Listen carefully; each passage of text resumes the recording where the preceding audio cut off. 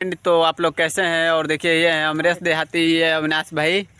और एने से कोनो गाड़ी आई तो रेल दी तो हमनी के जी के घूमत निसन। आज बारिश के मौसम बा तो गांव के मजा ले रहल बनी सन। और बड़ा हरा भरा नज़ारा बा। और एगो लोकेशन दिखाओ तो जौन के रुआ देखे में तो एकदम सोचे के आज हमनी के छपिया में सीमान में ही छाता छपिया मतलब पड़ेला।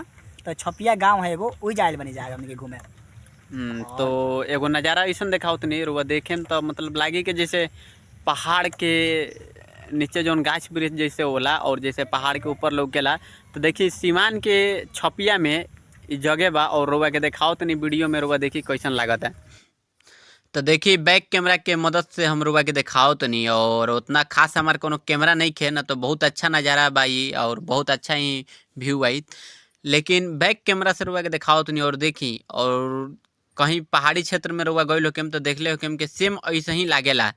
बस एक एगो चीज़ के कमी बा कि पीछे हो जतनी पहाड़ लौकेला और एजा पहाड़ नहीं के लौकत। बाकी लुक एकदम ऐसन दे रहल बा वीडियो में। और सामने से भी ऐसे भी रुआ के देखेम तो ऐसन लुक लागेला कि जैसे बुझाला कि ओकरा पीछे पहाड़ वहाड़ बा। लेकिन एजा पहाड़ वगैरह नहीं खे। और हमने के ये रास्ता से जात नहीं असन देखनी असन बहुत ही अच्छा लागल है। तब भइल है कि काहे ना एक बार वीडियो बना के और रउआ सबके भी देखावल जा। तो अगर वीडियो अच्छा लगी तो लाइक फॉलो और शेयर भी करें।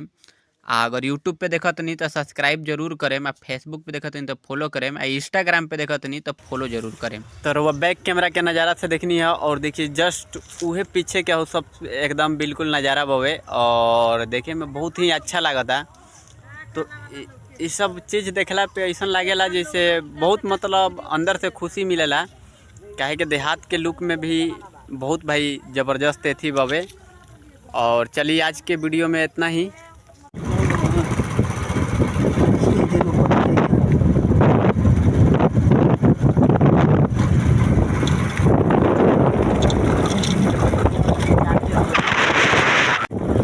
तो देखिए हम अमरेश भाई, अविनाश भाई तीनों आदमी एकदम सफल मजा ले रहा भाई एकदम बारिश के।